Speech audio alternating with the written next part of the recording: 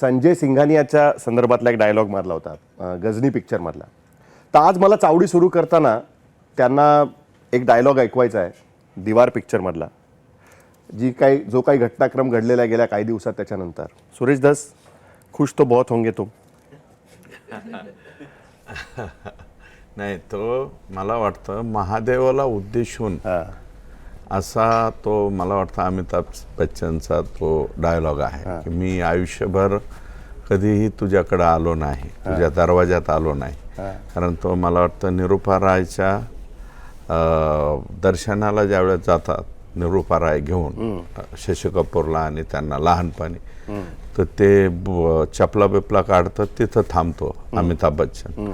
त्या दिवसापासून तो देवाच्या देवळात जात नाही आणि डायरेक्ट नंतर कधी ज्यावेळेस तो 700 काही नंबरचा 786 नंबर दाखवला बहुतेक, त्याचा तो हमालाचा बिल्ला खाली पडतो आणि हात असा ओढून तो ट्राय करतो, पण तो कारण त्याला त्याच्या कोणीतरी सांगितलं असतं की जोपर्यंत हा बिल्ला तुझ्याकडे आहे तोपर्यंत तुला काय होणार नाही, पण मागं पोलीस लागलेली असते आणि तो पळत पळत मग शरणार्थी म्हणून महादेवाच्या मंदिरामध्ये जातो. त्यावेळेस ते म्हणतो बहुत खुश होंगे, म्हणजे उलट देवालाच म्हणतो की तुम्हीच खुश झाले असताल मी तुमच्या दारात आलो.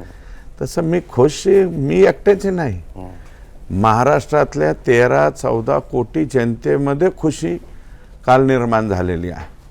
आणि हा जो कालचा त्यांचा राजीनामा आहे, माझ्या मते त्यांनी थोडा अगोदर दिला असता तर एवढा क्षोभ आणि रोष त्यांच्यावरती आला नसता, थोडा कमी आला असता.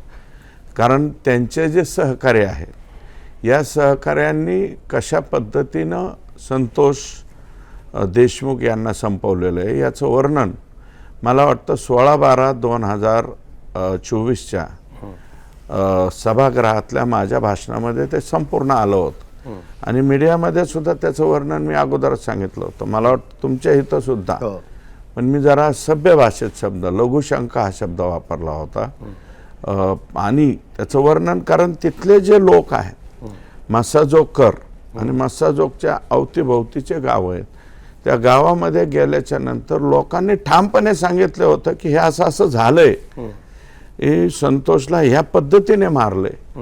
आणि त्याच्यानंतरची म्हणजे CS जे आहेत आमचे बीडचे थोरात, त्यांना मी विचारलं की तुमचा संतोषचा जो ह्याचा म्हणजे मृत्यूच्या नंतरचा जो रिपोर्ट आहे त्या रिपोर्टमध्ये काय आहे, कंडिशन काय आहे, काय नाही. तर त्यांनी मला त्याच वेळेस कल्पना दिली होती की अतिशय चुकीच्या पद्धतीनं आणि इतक्या बेरहमीने, इतक्या चित्रविचित्र आत्ताचे त्यांना बरेच लोकांनी मला वाटतं मुंबई तकनं सुद्धा बरेच शब्द दिले असतील यांना, हैवान, राक्षस, अजून काय काय म्हणायचं, दरिंदे.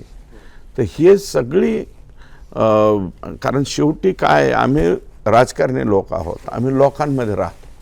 लोकांनी सांगितलेले जे वर्णन आहे ते ग्रास्पिंग पॉवरने आमच्या जर झटकन लक्षात आलं तरच आम्ही राजकीय नेते ना. नाहीतर लोकांनी सांगायचं आम्ही ऐकायचं आणि ह्या कानाने ऐकायचं आणि ह्या कानाने सोडायचं, असं जर राजकारणामध्ये केलं तर ते लोक 5 वर्षाच्या नंतर दिसत नाहीत.